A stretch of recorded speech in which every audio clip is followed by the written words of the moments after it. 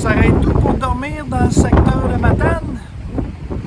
Là, je vais aller en dedans parce que on s'entendra pas bien.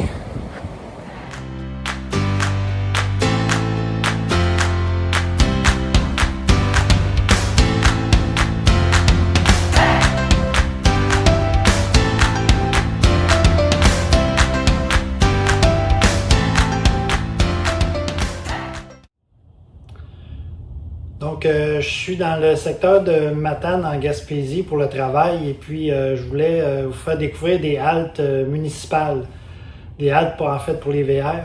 Et puis, en fait, là, ce qu'il faut savoir, c'est que la plupart des municipalités de la Matanie possèdent une réglementation qui interdise le stationnement de nuit dans les lieux publics.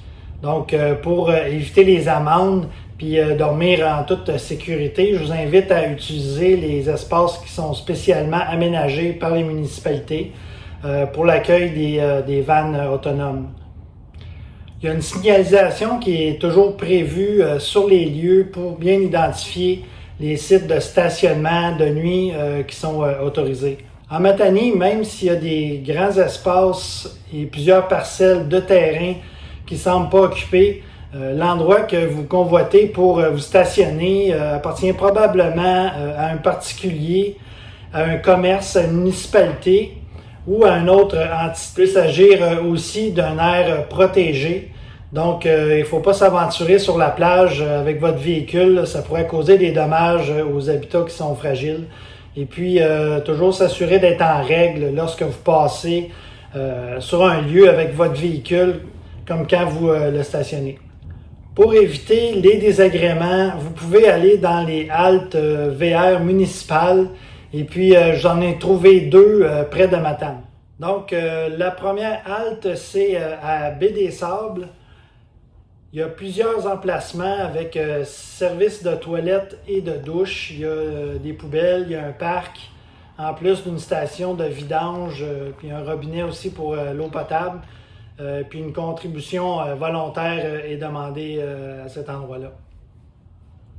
La seconde, c'est à Saint-Ulrich. Donc, il y a plusieurs emplacements aussi avec une toilette sèche. Il y a des poubelles et tables pique-nique. Donc, dans les deux cas, c'est impératif de respecter les lieux puis de ramasser vos déchets. Les municipalités ne sont pas obligées d'aménager ces espaces-là. Donc, faites en sorte que ces espaces-là, en fait, d'accueil pour les VR demeurent disponibles en vous conduisant de façon convenable. S'il n'y a plus d'espace disponible dans ces endroits-là, ben il faut juste aller ailleurs et puis pas vous stationner n'importe où, par exemple sur la pelouse ou des endroits où c'est pas indiqué là, que c'est pour les stationnements de VR. Donc, bon road trip et à la prochaine!